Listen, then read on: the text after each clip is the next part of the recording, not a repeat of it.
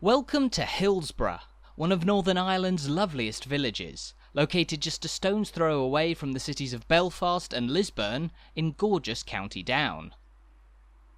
Today officially known as Royal Hillsborough, this small village of around 4,000 people is home to a rich history that involves everything from the end of the Troubles to the birth of the United States of America, along with an array of sights, including everything from elegant Georgian architecture that lines its sloping main street, to a spectacular parish church, acres of lush forest, and 2 historic residences, in the form of the grand Hillsborough Fort and the splendid Hillsborough Castle.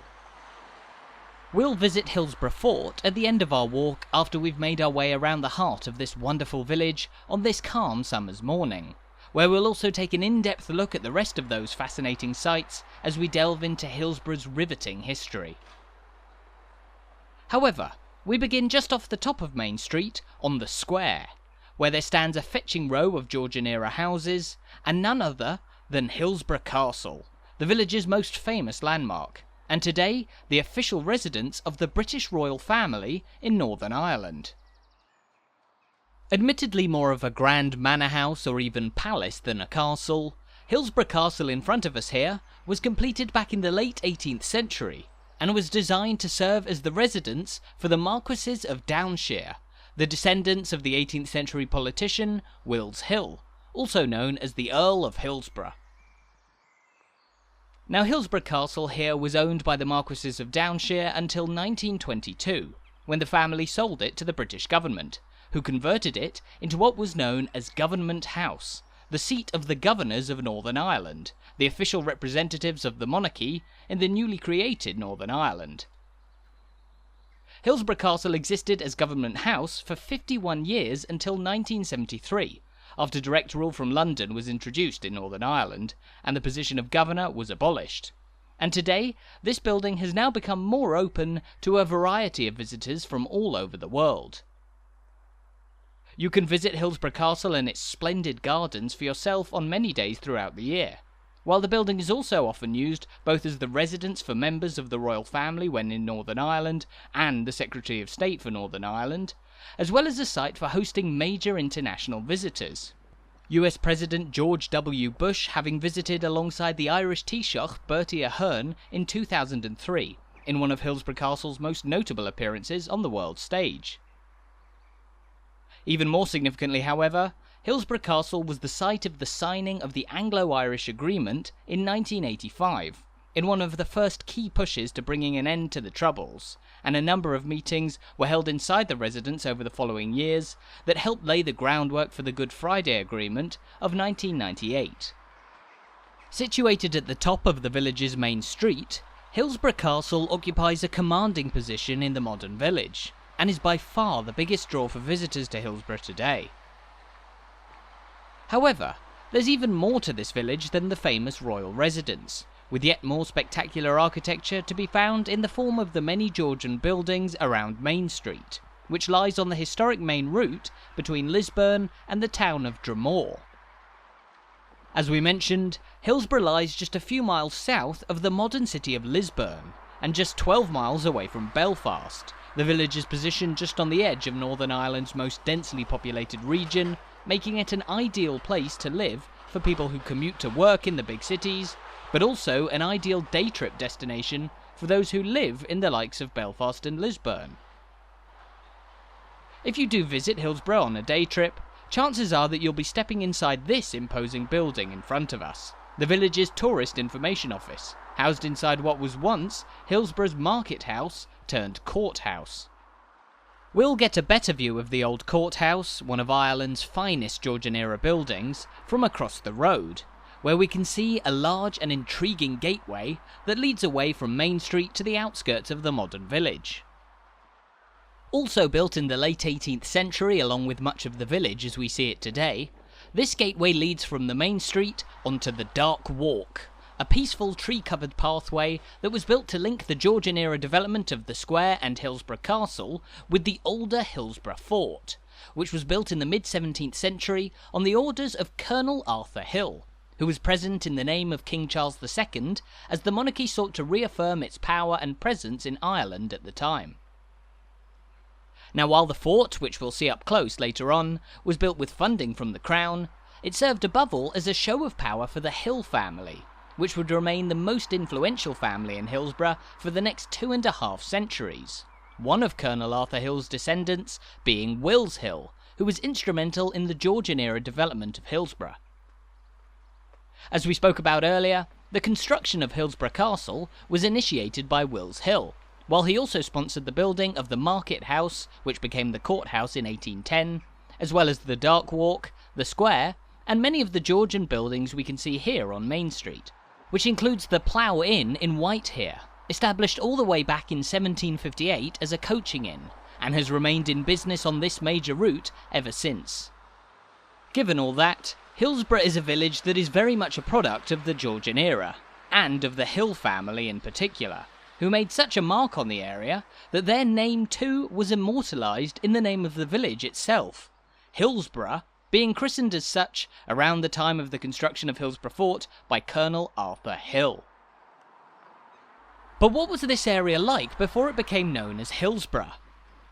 Well, for one, it was known by an entirely different name, Cromlin, which referred to the loose collection of huts and the ruined chapel of St Malachy, a site of little significance when the first Hill family member arrived in the early 17th century.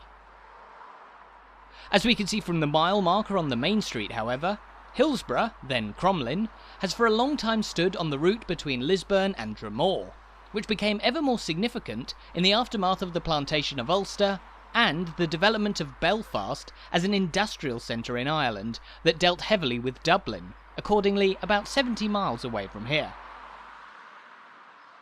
With ever more people travelling back and forth between Belfast and Dublin in the 18th and 19th centuries, Hillsborough became one of many villages along the route which sought to profit from passing traffic. The establishment of coaching inns like the Plough Inn that we saw just a bit further up the road, and a number of other businesses breathing new life into what had been a fairly sparse and underdeveloped area. Just a bit further down the hill here, we can see another business that owes its origins to that period of growth in the Georgian era, the Hillside Pub having been established all the way back in 1752, which makes it the oldest pub in Hillsborough, likely originally founded and run by local farmers.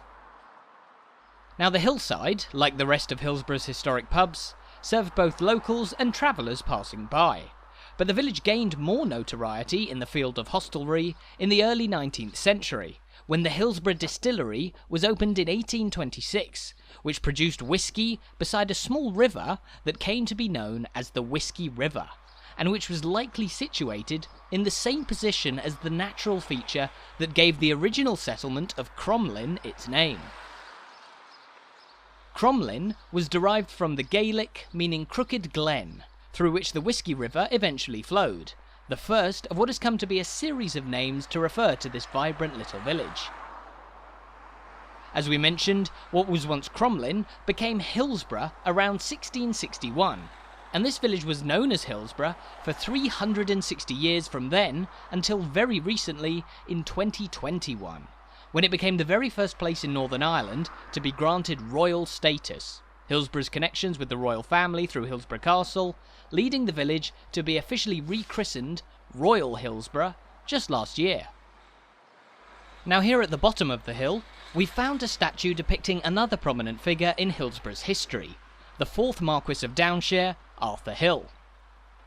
Yet another influential member of the Hill family in this area, the Fourth Marquess was much beloved by locals as he was said to have taken great care of people during the Great Famine of the 1840s, and his statue was erected in recognition of his contributions to the well-being of 19th century Hillsborough. Across the road from the statue of the Fourth Marquess of Downshire, meanwhile, is one of the best views in all of Hillsborough, with the soaring St Malachy's Church standing in the background behind the local War Memorial, which was erected in 1920 and stands in memory of the local men who lost their lives fighting in the First and Second World Wars.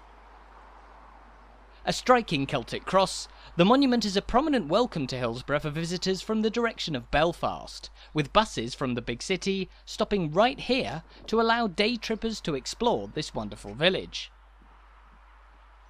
Now, here we find ourselves at the bottom of the hill, and the lower part of Hillsborough's village centre.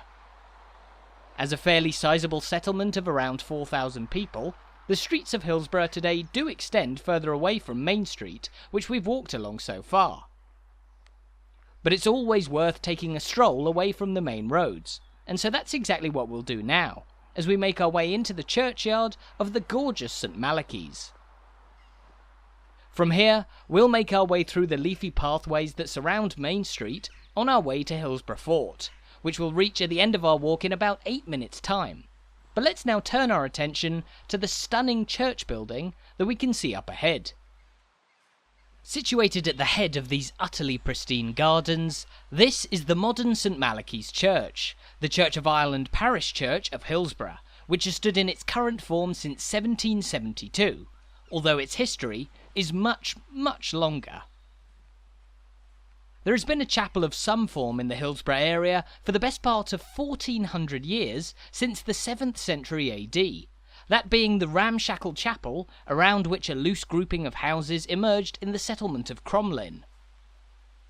Cromlin's chapel was mostly run down by the time the Hill family arrived in the area, and in 1636 Peter Hill built a new church not all too far away, although it didn't last long, burned down along with much of the old village of Cromlin during the Irish Rebellion of 1641. After the restoration of the monarchy in the 1660s, Arthur Hill set about rebuilding the parish church of what had now become known as Hillsborough, that being a splendid and spacious place of worship that occupied this prominent position just off Main Street.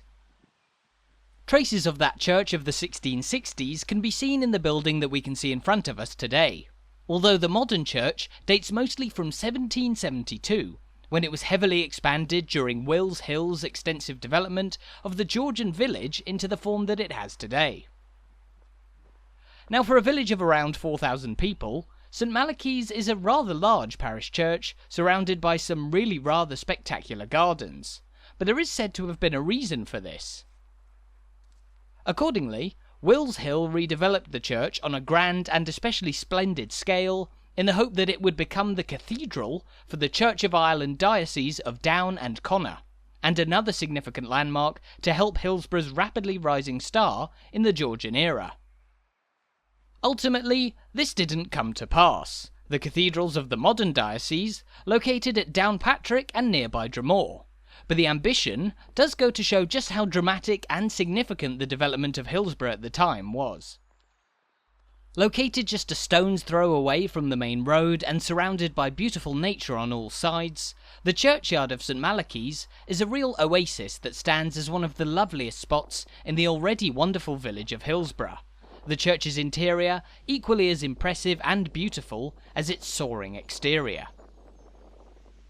As we mentioned, the scale on which St Malachy's was built is highly symbolic of the extent to which the village of Hillsborough was developed in the late 18th century under Wills Hill, a man whose impact spread far, far further than this small county down village.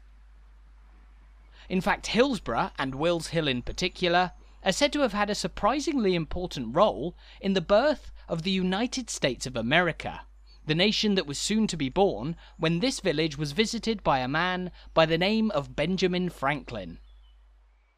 As we now make our way away from the beautiful parish church and towards Hillsborough Fort, let's dive into the surprising story of Hillsborough's role in the American independence movement, which began when Benjamin Franklin stayed here as a guest of Wills Hill in the year 1771. At the time, Wills Hill, the Earl of Hillsborough, was serving as the British government's Secretary of State for the colonies, and as such was a key player in the build-up to the American War of Independence. Notably, the Earl of Hillsborough was extremely resistant to any concessions to those pushing for greater American autonomy from British rule, a position that created an extremely difficult and tense situation when Benjamin Franklin stayed for 5 days as his guest here in Hillsborough. This was one of a number of places that Franklin visited while travelling around Ireland, a place that he saw as having been unfairly subjected to British colonialism in similar fashion to the American colony. His 5 days in Hillsborough weren't a particularly happy time, however, the American founding father later going on to say that the Earl of Hillsborough was disinterested and ignorant of him, throwing him away as an orange that would yield no more juice, and therefore not worth more squeezing. These in-person tensions with the man who was in charge of Britain's colonies at the time did little to ease the growing fervour for a clean break with Britain, and the establishment of an independent American nation, which is exactly what happened just 5 years after Franklin visited Hillsborough here, the Declaration of Independence ratified on the 4th of July 1776. So while Will's Hill is renowned for having successfully developed this small Irish village in the late 18th century, he's often a figure of revulsion across the pond for his unforgiving resistance to American calls for independence. As we mentioned, the Hill family have made quite the impact throughout history, and here we're now walking into the grounds of what was their first major development in the Irish village that came to bear their name. This is Hillsborough Fort, built in the mid-17th century on the orders of Colonel Arthur Hill, and which occupied a strategic position overlooking the main road between Dublin and the highly significant town of Carrickfergus to the north. As we spoke about earlier, the fort was built in the name of King Charles II, the monarch who sought to retain control over all three of his kingdoms of England, Scotland and Ireland, after 20 years of civil war and extreme division. But less than 30 years after Hillsborough Fort was built, a violent war broke out in Ireland once again, as a conflict raged between Charles's brother, the Catholic James II, and the Protestant William of Orange, who had replaced James on the throne in 1688. The deposition of James as king had been widely supported in England, though it met fierce resistance in Scotland and especially Ireland, where all-out war saw William of Orange land here to wage a campaign against James II. And on the 19th of June 1690, William stayed over at Hillsborough Fort during a period of slow progress in the war as he made his way down from Carrickfergus towards Drogheda, where the pivotal Battle of the Boyne was fought just a few weeks later, and dealt a hammer blow to the Jacobite cause in Ireland.